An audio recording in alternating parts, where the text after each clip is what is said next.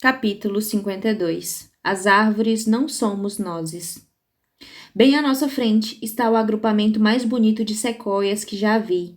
E isso não é pouca coisa. Quando eu tinha 10 anos, os meus pais me levaram para a floresta de Muir Woods, durante as férias que passamos na região norte da Califórnia, e eu fiquei obcecada com as sequoias daquele lugar.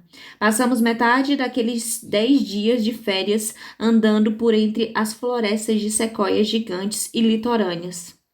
Tudo porque eu não conseguia me fartar delas. E as árvores diante de nós agora são belas, perfeitas e magníficas. Naquela viagem senti a magia das sequoias de Muir Woods. Lembro-me de ficar entre aquelas árvores majestosas e girar de um lado para o outro, rindo alegre com flores silvestres, de todas as cores inimagináveis, se estendendo para fazer cócegas nos meus braços abertos. Lembro-me de jamais querer ir embora daquele lugar, até implorei para os meus pais para ficarmos ali para sempre. Eles recusaram, é claro. Os empregos dos meus pais e a nossa vida ficavam em San Diego, mas ainda me lembro do tamanho da minha decepção e de não conseguir entender por que eles decidiram não sentir esse tipo de magia a cada segundo do dia. Mas o que senti naquela época não é nada comparado ao que estou sentindo agora. As árvores estão praticamente cintilando com a magia que se irradia delas, e me sinto honrada, esmagada, insignificante por estar diante delas. Caminho até a árvore gigante e puxo a atame do seu tronco. E posso jurar que ouço a árvore gemer. Entrego a faca a Macy e em seguida coloco as mãos no tronco descomunal daquela árvore. Encosto as bochechas na superfície áspera, fecho os olhos e sinto a terra macia sobre os pés. Absorvo a sua magia pelo meu corpo e canalizo a energia dela pelas mãos, diretamente para a árvore. Instantaneamente, sinto uma magia reativa da árvore passar pelo meu corpo, das mãos até os pés, voltando para a terra ao meu redor. Um elo infinito de energia e de natureza. E faço parte dele, respirando e me sentindo acolhida. Depois de um momento, eu me afasto da árvore e olho para os meus amigos. Ainda precisamos encontrar a entrada para a árvore. Mas estão todos olhando para mim, boquiabertos e com expressões embasbacadas nos olhos. Até mesmo Jackson parece atordoado. Mas o que... Questiono olhando ao redor e fico paralisada quando percebo que estou cercada por flores silvestres onde não havia nenhuma há um minuto, enormes, altas e de todas as cores imagináveis. E a sequoia gigante não tem mais o talho onde a atame havia penetrado em seu tronco. Hudson dá um passo à frente e puxa uma das flores a cerca de um palmo de distância das pétalas. Em seguida, coloco o caule azul brilhante da flor logo atrás da minha orelha. Você é demais. Baixo a cabeça quando sinto o calor aflorar nas bochechas, mas o grito de surpresa de Flint me faz erguer a cabeça outra vez. E agora estou ali, boquiaberta e maravilhada, quando a cidade dos gigantes, por fim, é revelada. Capítulo 53. Luzes brilhantes, cidade grande. Pisco os olhos várias vezes só para garantir que eles não estão querendo me pregar uma peça. Aquela muralha de sequoias desapareceu, como se fosse uma muralha mágica, escondendo o que há mais adiante. E o que surgiu no seu lugar é algo muito além do que pode ser descrito. Não sei no que devo me concentrar primeiro. Meu olhar vai de uma estrutura para outra. Algumas estão no alto das árvores, outras quase escondidas entre os imensos troncos das árvores, e há gigantes por todos os lados. Bem diante de nós, junto da base da primeira sequoia, há o que parece ser uma guarita grande o bastante para abrigar um gigante ou dois. Ainda mais impressionante é o que está acontecendo atrás da guarita. Uma cidade movimentada e animada, cheia de gigantes, todos levando a vida sem fazer a menor ideia de que nós existimos, e menos ainda de que estamos observando tudo. É inacreditável, sussurra Luca, chegando mais perto para poder ver melhor. Completamente inacreditável, ecoa Macy conforme se aproxima. E, meu Deus, tem outro prédio bem ali, diz ela com um gritinho. É enorme, mas mal dá para ver por causa do jeito que ele foi desenhado. Isso é mágico. completo, passando ao redor de Flint e Jackson para poder enxergar o que ela está apontando. Uau, é enorme mesmo. O prédio do qual ela está falando fica escondido entre 3 das maiores árvores, o que o oculta quase por completo. A base de cada árvore deve ter uns 10 metros de diâmetro, e não consigo nem sequer imaginar a altura delas, especialmente considerando que a única coisa que vejo quando olho para cima são mais árvores.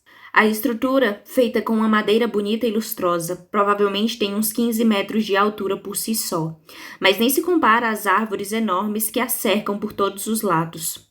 Só o projeto em madeira já é incrível, comenta Macy quando nos aproximamos. Como alguém consegue criar uma estrutura assim? Não achei tão incrível assim, diz Flint.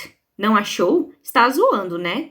Eu me surpreendo. Este prédio é lindo. Tudo bem, ele dá de ombros como se dissesse que toda pessoa tem direito à própria opinião. Mas percebo que ele não está olhando para as mesmas árvores que eu e Macy.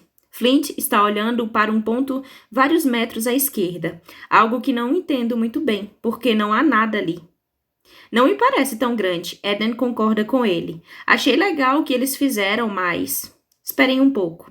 Vocês estão falando de um prédio totalmente diferente. Exclamo quando, enfim, consigo entender do que eles estão falando, agora que me aproximei deles. E eles têm razão, o lugar é pequeno e não tem nada de especial. A estrutura é quase como uma casa de bonecas, encapsulada pelo anel de árvores gigantes ao redor. São bem mais delgadas e obviamente bem mais jovens do que aquela que estava olhando antes. Mas aquela casa pequena se encaixa perfeitamente ali. Eu me aproximo ainda mais para conseguir ver melhor, mas em seguida me viro para dizer algo a Macy e percebo que o prédio alto que estávamos observando até agora há pouco sumiu, desapareceu completamente. Meu Deus, já entendi o que está acontecendo aqui. Vocês não estão conseguindo ver. Flint me olha como se eu estivesse bastante confusa. É claro que eu estou. A casa está logo ali. Não, eu o pego pelo braço e começo a puxá-lo para o lugar onde Macy está, e ao mesmo tempo que faço um sinal para os outros se aproximarem. Puta que pariu, exclama Flint. De onde surgiu isso? Como assim? Pergunta Macy. Aquele prédio está ali desde que a gente chegou. Não, diz Jackson, não estava. Estava, insisto empolgada. Estava sim. Prescruto ao redor, tentando avistar outros prédios, mas não consigo ver mais nenhum do ponto onde eu estou. Só que os gigantes, obviamente, estão entrando e saindo de algum lugar. Portanto, deduzo que os prédios devem estar por aqui, escondidos atrás das árvores, como esses dois estão. Já ouvi falarem disso antes, digo a eles, quando eu estava pensando em fazer faculdade na Universidade de Santa Cruz. Parece que já faz 1 milhão de anos que pensei no assunto, em vez de apenas alguns meses. Quando fomos conhecer o local, eles fizeram questão de falar sobre a arquitetura e de como o campus inteiro foi projetado de modo que as pessoas só conseguiam ver 2 prédios de cada vez, para não interferir com a paisagem. Eles também têm sequoias lá. Verdade seja dita, a arquitetura da faculdade é bem mais utilitária do que esses prédios bonitos. Mas a consciência ambiental por trás do projeto é a mesma coisa. Eu me apaixonei por aquele campus quando o vi, há alguns meses, e agora me apaixonei do mesmo jeito por essa cidade dos gigantes. É a coisa mais maneira que eu já vi, diz Luca, indo de um lado da clareira para o outro. Você acha que a cidade inteira é assim? Aposto que é sim. Hudson vai um pouco mais para a direita e aponta um terceiro prédio que nenhum de nós havia notado ainda. É uma loja de doces, eu acho, a julgar pelas jujubas de cores diferentes pintadas no telhado. Isso foi elaborado com muito cuidado para ter somente fins estéticos. Tem razão, concordo inclinando a cabeça para trás o máximo que consigo, para tentar enxergar a copa das árvores mais próximas. É daqui que vem o conto de fadas, continua Hudson colocando a mão discretamente nas minhas costas, na altura da cintura, quando olha para cima também. Meu Deus, você tem razão. Não era um pé de feijão, eram sequoias. Ele sorri. Exatamente. Espera um minuto aí, digo encarando-o com os olhos estreitados. Você disse que não conhecia essa história quando o mencionei no meu quarto. Ele encara meu olhar por um segundo antes de virar o rosto. Procurei a história depois. Procurou mesmo? De verdade? Ele dá de ombros. Parecia importante para você.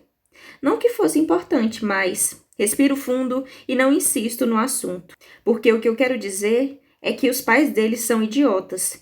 Não faz sentido ele não conhecer algo tão simples quanto João e o pé de feijão, só porque os seus pais são cuzões egoístas que provavelmente nunca leram uma história para Hudson antes dele dormir. Que tutores são ótimos para o cérebro, mas talvez não sejam tão bons para o restante.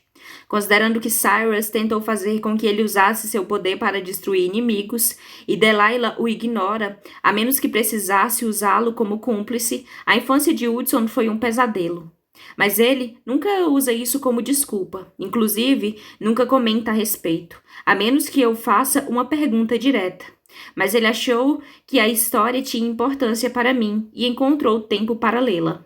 Não sei como devo lidar com isso, mas me aproximo dele e entrelaço os nossos dedos enquanto sussurro. Obrigada.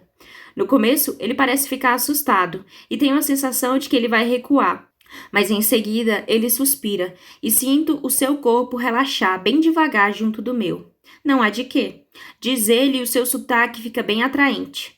Agora, se conseguirmos pelo menos descobrir como aqueles malditos feijões mágicos apareceram na história... Só tem um jeito de descobrir, proponho com uma risada. Ele ergue uma sobrancelha. E que jeito é esse exatamente? Olho para os meus amigos que estão ao meu redor, e todos eles parecem tão maravilhados por essa cidade quanto eu. Vamos perguntar a alguém. Respondo enquanto o puxo pela mão e vou direto para a guarita.